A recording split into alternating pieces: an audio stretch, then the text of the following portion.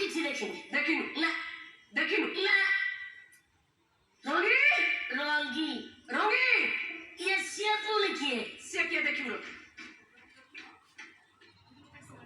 ରଙ୍ଗୀ ଏଇଟା କଥା ତୁ ବୁଝ ଯଦି ସବୁ ସତ ସତ କଥା ନ ମାନିବ ବଡ ପ୍ରେସର କୁକରେ ପୁରେଇ ଗ୍ୟାସରେ ବସେଇ ଦେବୁ ହଁ 4ଟା ଘୁଷୁରି ପରେ କାଢିବୁ ମ୍ୟାଡାମ ସେ ସୁପ ହେଇଯିବ।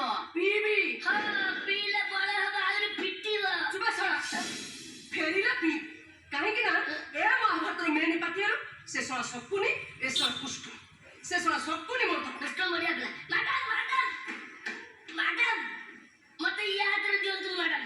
ଇଏ ତ ମତେ ଖାଲି ସିଝେଇବନି ଦକ୍ଷିଣୀ ଲଙ୍କା ପକେଇ ପୁରା ଘାଣ୍ଟି ଦବ। ଚୁପା ଶଳା ଏ ରଙ୍ଗୀ ତ ମାଂସ ଝଡେଇ ସାରିଲା ପରେ ତ ହାଡକୁ ଗୁଣ୍ଡ କରି ସୁପ୍ କରି ପିଇ ବଢିଆ ଲାଗିବ। ଚୁପା ଶଳା କାହିଁକି ନା ଏ ଦୁନିଆରେ ଯେତେ ସବୁ କୁଷ୍ଟ ଅଛନ୍ତି ସବୁ ଶଳା କୁଷ୍ଟଙ୍କ ଉପରେ ମୋର କଷ୍ଟକୁ ଆପଣ ଚିହ୍ନି ପାରିଲେ? ଚୁପା ଶଳା ମ୍ୟାଡାମ ମ୍ୟାଡାମ ମ୍ୟାଡାମ ବହୁତ ଅଡୁଛି। ଏବେ ସେ ମ୍ୟାଡାମ ଗଲା ଏବେ ମ୍ୟାଡାମକୁ ଦେଖ ଦେଖୁଛି।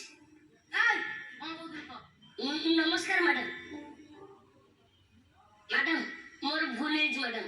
ସେଦିନ ବାଟରେ ଆସିଲା ବେଳେ ମୁଁ ଯୋଉ ଆପଣଙ୍କୁ କମେଣ୍ଟ କରିଥିଲି ସେଥିପାଇଁ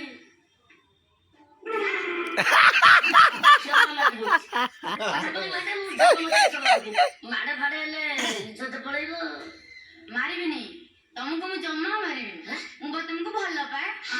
ତମେ ମତେ ଯେତେ କମେଣ୍ଟ ମାରିବି ମତେ ଜମା ଖରାପ ଲାଗେନି କାରଣ ମୋର ଇଚ୍ଛା କି ମୁଁ ତମକୁ କାଖେଇବ। ସତ କହୁଛ? ସତ। ସପନରେ ତମ ସାଙ୍ଗରେ ମୋର କେତେ କେତେ ଘଟଣା ଘଟି ଯାଇଛି। କାଇଁ ଆଗରୁ ତା କଥା କହୁନଥିଲ? ଆଗରୁ ତମେ ଥାନାକୁ ଆସୁଥିଲ? ନା ଏବେ ହଉଛି। ଏବେ ଆଇଲ ବୋଲି ମୁଁ କହିଲି ନା ଆଉ।